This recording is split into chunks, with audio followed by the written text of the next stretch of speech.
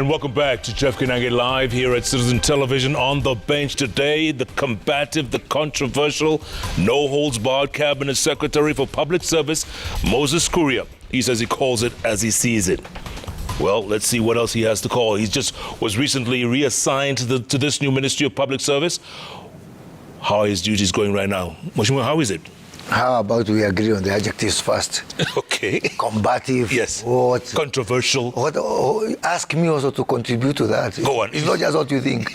The hardworking, the polite. You know. Polite. No, I don't think polite is in your dictionary. I was an altar boy, you know. You don't know. No. I was some 1 kilometer away from priesthood. So. And then what happened? It's out for priests. And did they all retire or resign? Some of them are still, one of them I think, 2 of them have passed away and one of them is still somewhere. So you're Catholic? Yes, I'm Catholic. So you know all the procedures in church and everything? Yes. I'm a ranking member. Actually, I am the second senior most Catholic in this country. After Moses Masika Wetangula. This is news to me. No, because, you know, yes, you want just to see it combative, controversial. No, I've got a life. So are you pious? You know, like they use the word pious. Oh, yes. You? Oh, yes. Moses Kuria? Oh, yes. Oh, yes. You know, it is the rest of you pretenders who will burn in hell.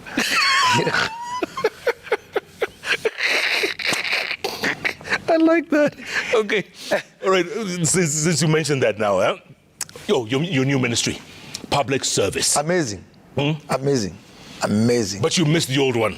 Well, you know, there's a whole difference between my current ministry and the old ministry.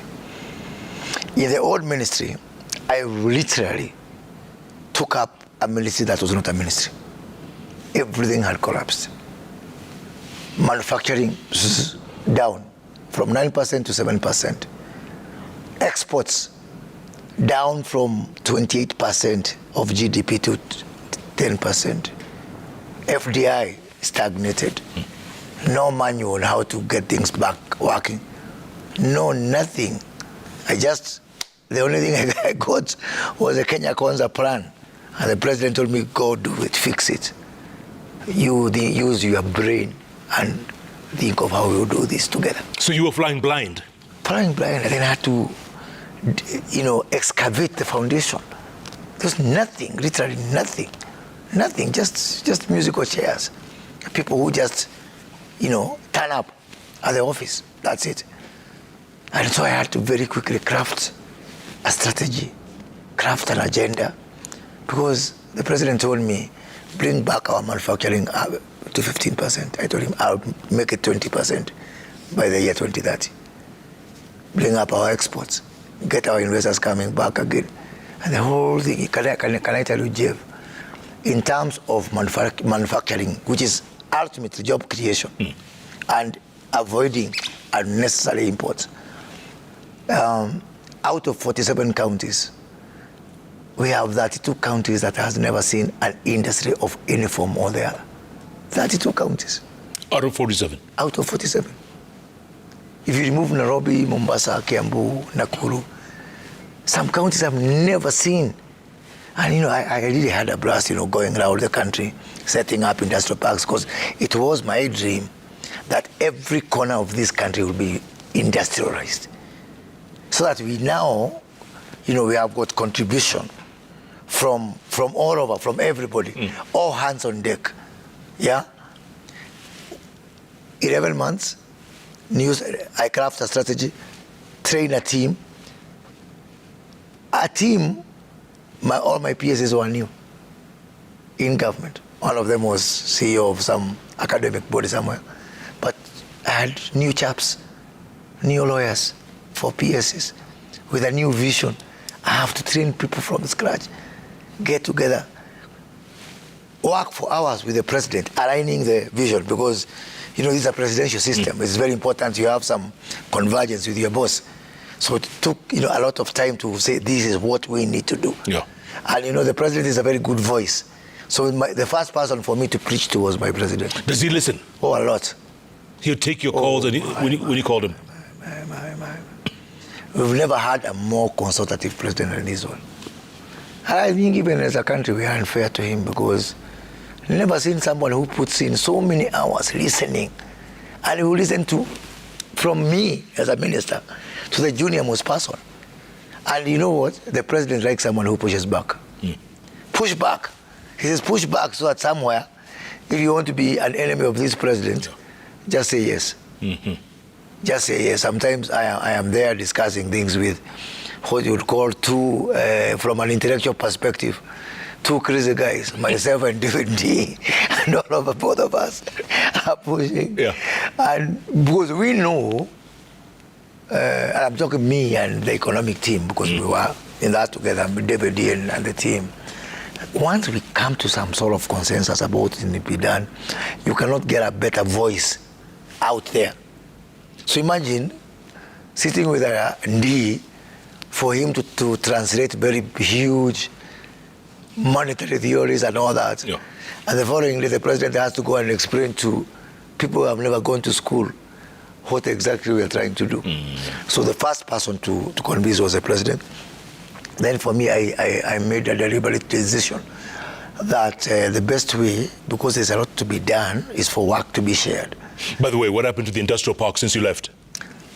I am coming to that. I think, so I was telling you that I decided that I am going to involve the governors.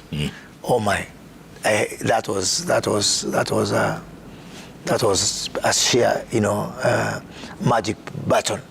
Because all of a sudden, myself and the governor want to do something good for the people. So they were hungry for success, as I was hungry for success.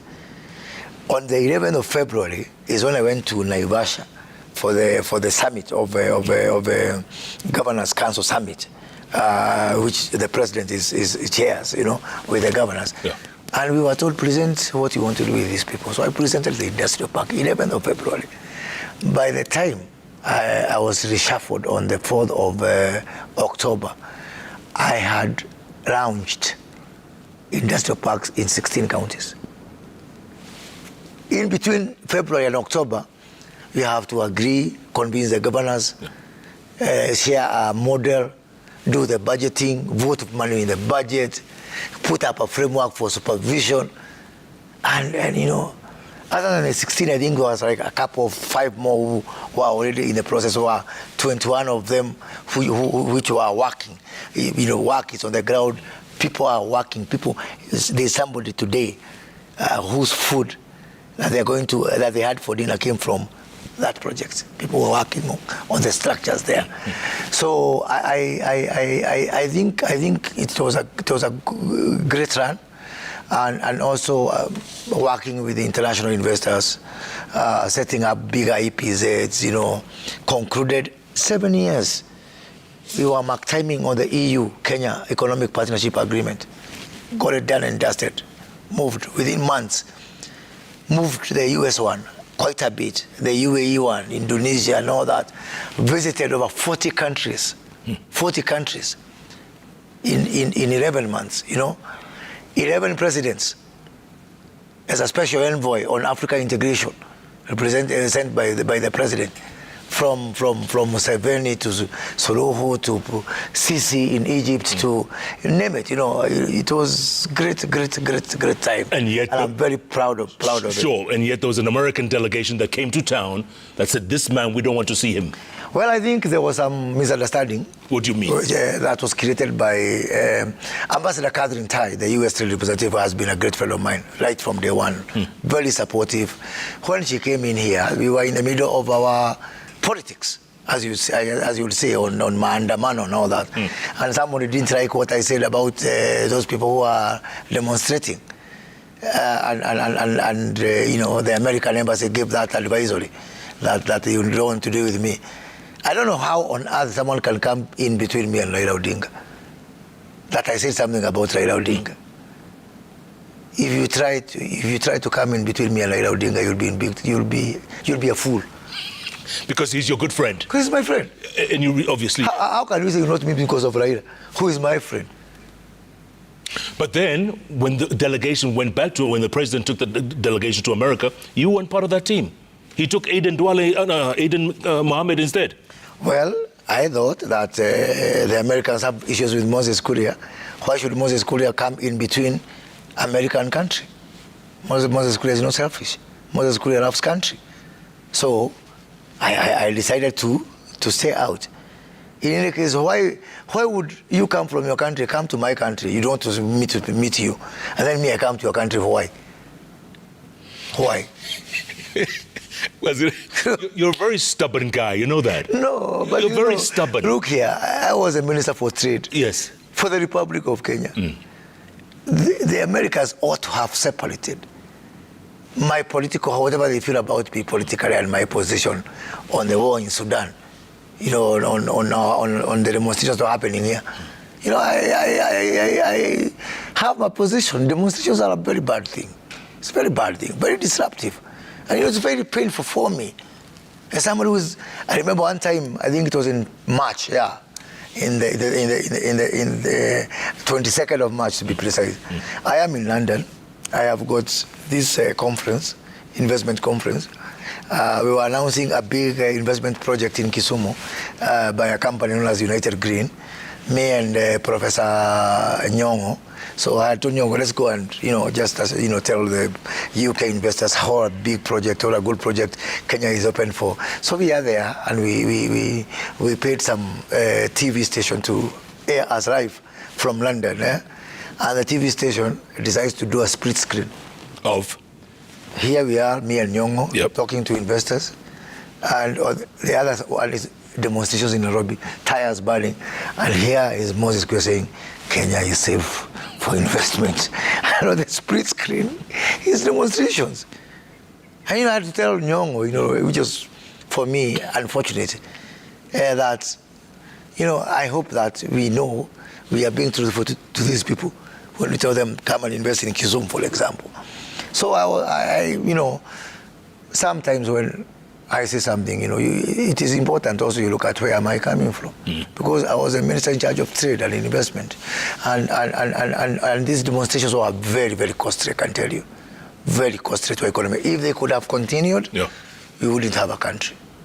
And it was important for me, you know, to take a very firm position, which I did in the BBC, which I did everywhere I went. And sadly, I had to pay the price for that misadventure, and which Uncle Sam didn't like. Uncle Sam. But like you said, you don't need to visit that country, right? No, I mean, we know countries should respect each other.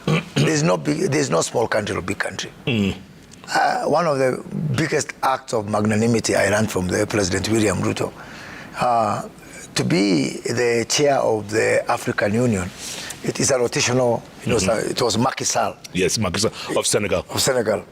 Then it was changing hands. So it was turn for East Africa. It was President Ruto which said, no, Kenya will give way to Comoros. Tiny Comoros. Because sovereignty is not about size. Yeah. And you know, I went to meet the Prime Minister of Comoros in that place, Moroni. And he was like, oh my God, you are president. And the magnanimity of, you know, Kenya saying, even if they're the, you know, greater power within the East African region, give way to small Comoros. Tiny little Comoros, you know. 500,000 people or thereabout, you know. If one guy goes, you know, shopping somewhere, they realize that something is missing because they were so few.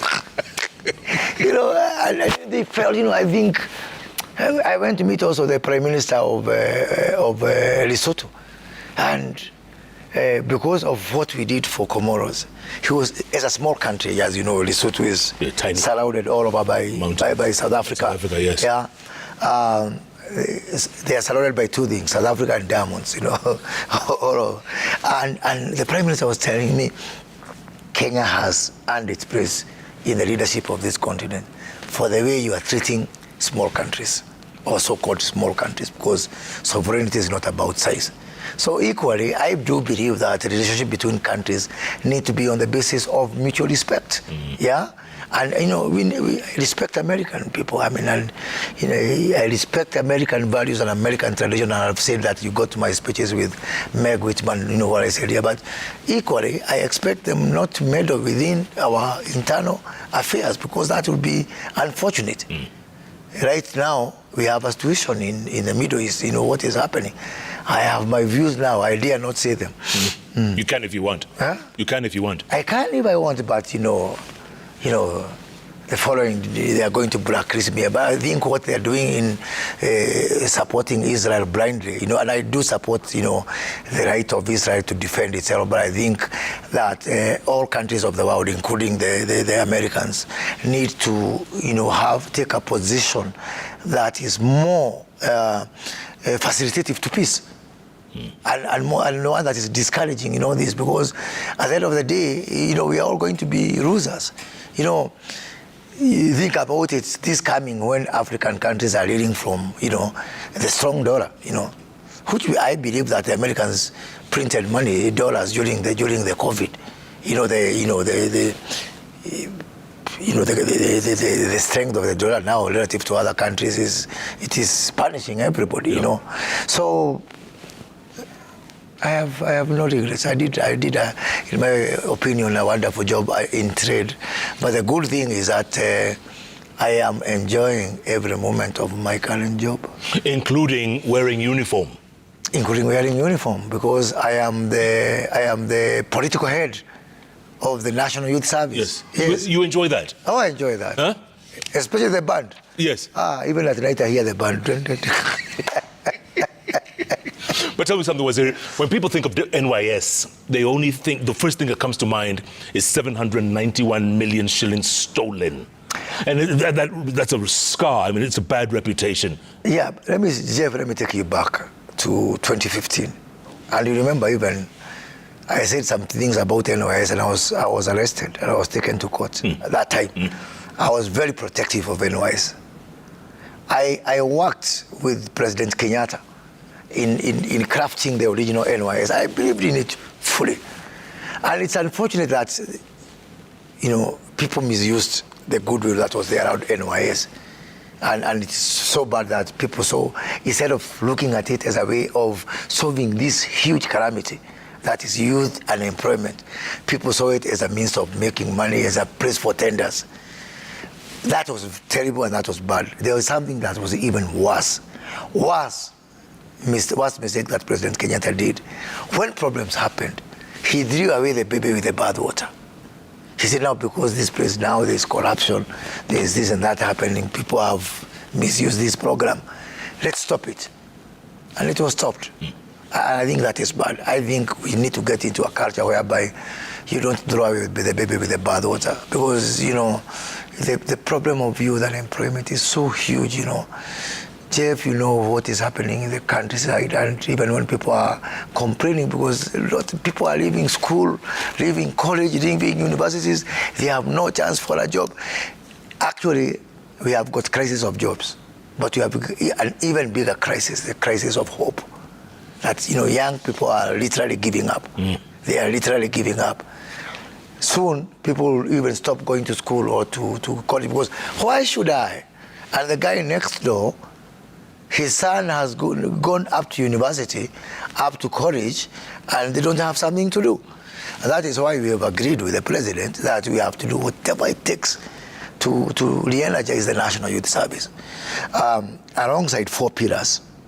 The first one is a pillar of discipline and values and the moral fabric. And how to achieve that is through our paramilitary training. By the way, that paramilitary training is very important.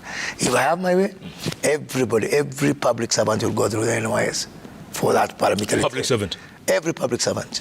And on voluntary basis, Jeff and people even in media houses will go through the National Youth Service, so that we can be configured with patriotism and the ethics and ethos that are required to drive this country forward. You think we need a reset? Is it like a reset? We need to have go back to factory settings. Yes. Yeah, the discipline that was there in the, at the dawn of independence need to come back. And I think I'm persuaded that the National Youth Service is one such avenue that can be able to, to reconfigure the factory settings once we go back there. So train them on paramilitary training.